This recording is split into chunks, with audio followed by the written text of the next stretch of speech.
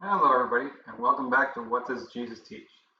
Today we're continuing in our series of the End Times in Revelation, and we are on Revelation chapter 6, part 2. Let's begin. Okay, so what you're seeing on the screen is where we left off in the last discussion. So far, we've had 4 seals that have been opened, and as each event is described, we've also asked the same 2 questions. Do we see the signs for the day of the Lord to come? No, not yet. Do we read anywhere that the events here were caused by God or commanded by God as a representation of his wrath?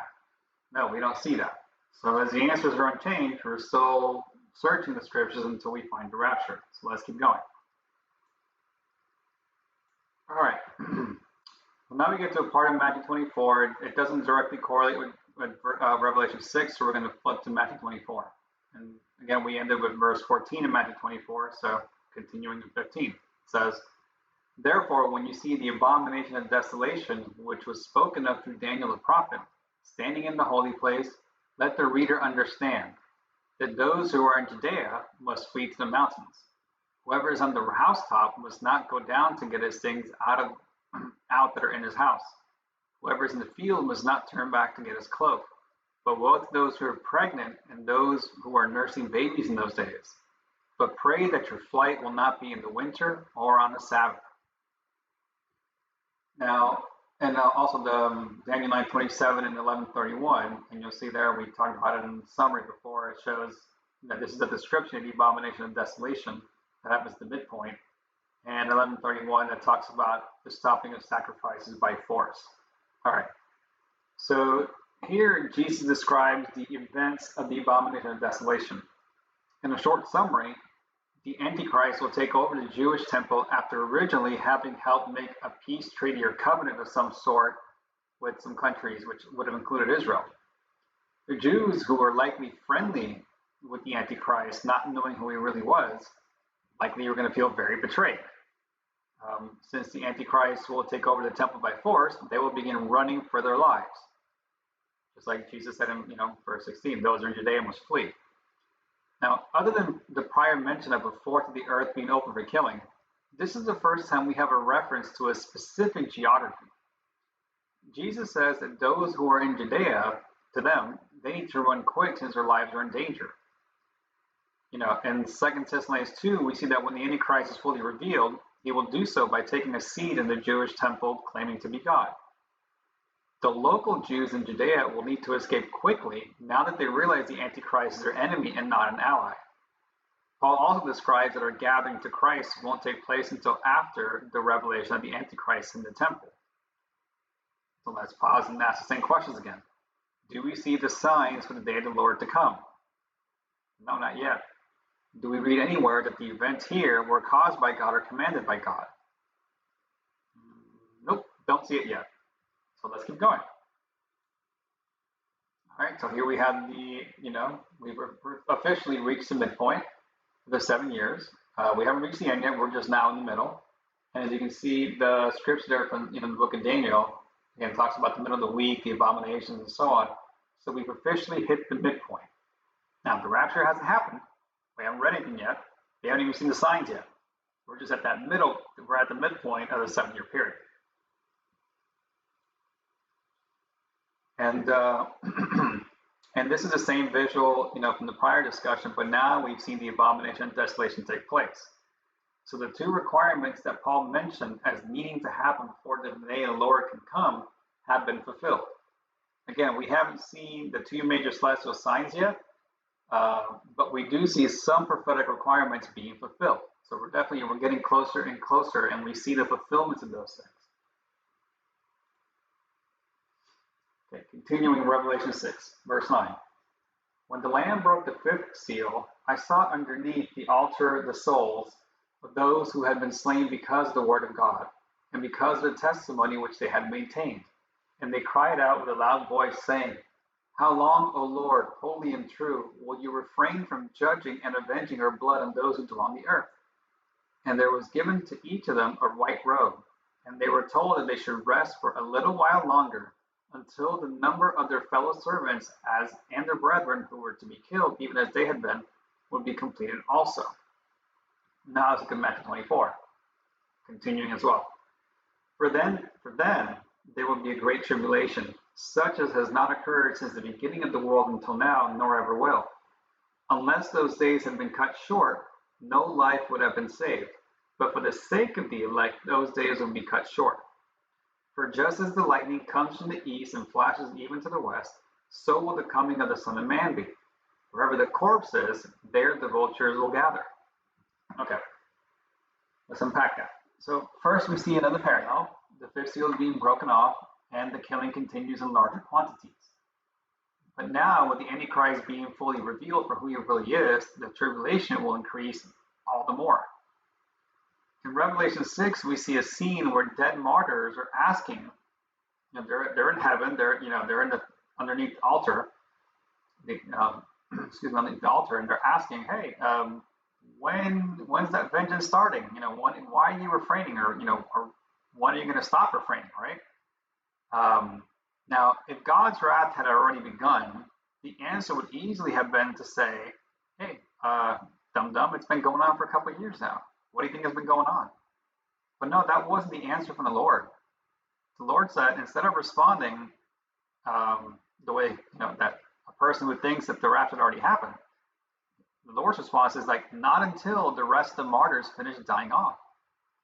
This shows clearly that God's wrath hasn't begun yet, despite how terrible the things that are happening are going on, how terrible they are, and despite feeling wrathful to you, I suppose, and despite what many people have taught, the response from the Lord here is very clear. Not until the number of their fellow servants and the brethren who were to be killed as they have been will be completed also. But basically, in short, not yet. Now, in Matthew 24, Jesus describes his time period as being so bad that if he didn't cut the time short somehow, no one would live, or nobody would survive. He doesn't spell out how he will cut the day short until you get to verse 27. He starts to mention his return. But he uses an unusual way of describing his return. He compares his return to what happens when vultures see a dead body. They flock very quickly to that dead body. Again, it could be an animal, human, doesn't matter, so they could eat. Well, Jesus is using this analogy to his return, where his people will flock to him somehow. He doesn't explain here how that's going to happen, but he kind of makes that same analogy. In the same way, when you see the vultures all gather together very quickly when they see food available, when the Lord returns, somehow we're going to be flocking to the Lord just as quickly. Now, let's examine the text. Do we see the signs for the day of the Lord to come? No, not yet. Do we see anywhere that the events here were caused by God or commanded by God? Nope, not yet. Okay, so let's look at the visual chart again. Okay, so this is our first event happening after the midpoint. We see the tribulation martyrs being added here. Of course, now we know it's to the right of the midpoint because now we know that's already happened. Let's keep going. Okay, we'll continue on in Revelation 6. I looked when he broke the sixth seal, and there was a great earthquake, and the sun became black as sackcloth made of hair, and the whole moon became like blood, and can't talk today. And the stars of the sky fell to the earth, as a fig tree casts its unripe figs when shaken by a great wind. The sky was split apart like a scroll when it is rolled up, and every mountain and island were moved out of their places. Then the kings of the earth, and the great men, and the commanders, and the rich, and the strong, and every slave and free man hid themselves in the caves and among the rocks and the mountains. And they said to the mountains and to the rocks, fall on us, and hide us from the presence of him who sits on the throne, and from the wrath of the Lamb. For the great day of the wrath has come. Who is able to stand? All right, in Matthew 24, it says, but immediately after the tribulation of those days, again, great tribulation, we just went through that, the sun will be darkened, and the moon will not give its light, and the stars will fall from the sky, and the powers of the heavens will be shaken. And you can see the parallels right there. Okay, so in Matthew 24, we see exactly what was prophesied in Joel 2 and Acts 2 regarding the celestial signs. So congratulations, we finally see those signs. Now, Revelation 6 covers some additional information during this time period. So it shows a picture that after the celestial signs appear, many people suddenly start becoming afraid of what's to come next. They even cry for the mountains to fall on them, presumably so they can die off because they don't want to be around for what's going to come. Now remember, earlier in Matthew 24, Jesus said that during this time period, the gospel is being preached, in the whole world. So believers most likely would have told everyone of what to expect if they don't have faith in Jesus. My interpretation here is that since the gospel was preached everywhere, which during this time would include what happens to those left behind, is that these are unbelievers who are now afraid. Preaching the gospel during this time would have included the celestial signs as like, this is your last shot. If you see that and you're not saved, you're in trouble. So now that these unbelievers see the signs, they realize, oh crap, we were wrong and it's too late for us. All right, so now let's ask the questions. Do we see the signs of the day of the Lord to come? Yes. Do we read anywhere that the events here were caused by God or commanded by God? Well, yes, this is very supernatural. The blood moon and the dark sun, definitely supernatural. So finally, again, we see the signs taking place and they're supernatural in nature. So God is providing the signs that his return is now imminent. Like there is nothing left to be fulfilled at this point. From this moment, exact moment, it could be 10 seconds from there. It could be days or weeks from that point. All we know is that this is the last thing that needed to be fulfilled before the day of the Lord can arrive.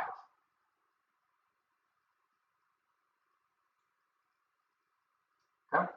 Oh, just an Old Testament reference to the hiding. If you look at Isaiah 2, 19 to 22, and if you want to pause, just go ahead. I'm just going to kind of, point a couple things.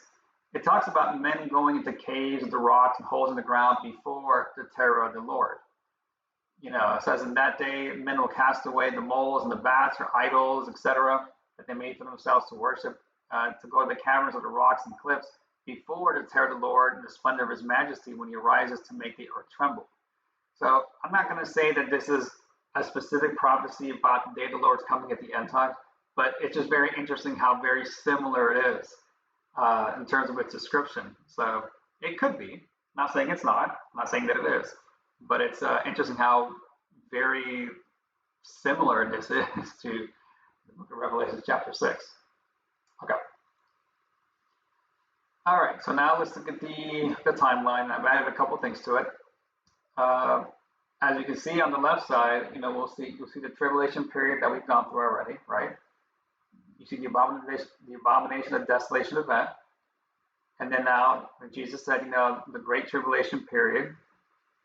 And it seems to be culminating here with the sun, moon going dark. It seems to cover this period.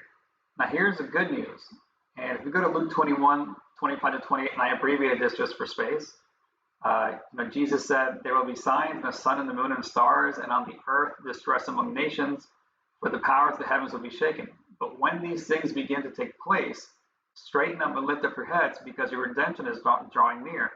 So again, that further affirms that once we see those signs, coming up in heaven, and that's why the people are freaking out. This is when we need to lift up our heads because the redemption is almost there. We're almost there. I can't tell you how many hours afterwards. I don't know the day of the hour. I just know it's sometime after that. All right, continue on. Oh, I went a little too far. I guess that's the end. Sorry about that. Okay, so next, obviously, we'll go into Revelation chapter 7, and we'll continue. But as of right now, again, we're almost there. The rapture has not happened yet. If you have any questions, comments, concerns, again, as always, put them in the comments. Reach out to me. Again, agree or disagree, that's fine. And I don't mention this often, but if you do like this series and you want others to kind of walk through it, and especially obviously if you're in agreement with it, or you can share with someone, even though you disagree, so they can help you try to pick it apart, feel free. Go ahead and share it. I mean, you can hit the like button, the dislike button, that's fine. It tells me what people are thinking about. Again, I'm not really making money out of this, so it's not for that. But if you do appreciate this teaching, feel free to share it. And it'll be interesting to have more people walk through this and see what they think. That being said, God bless you. Have a great day.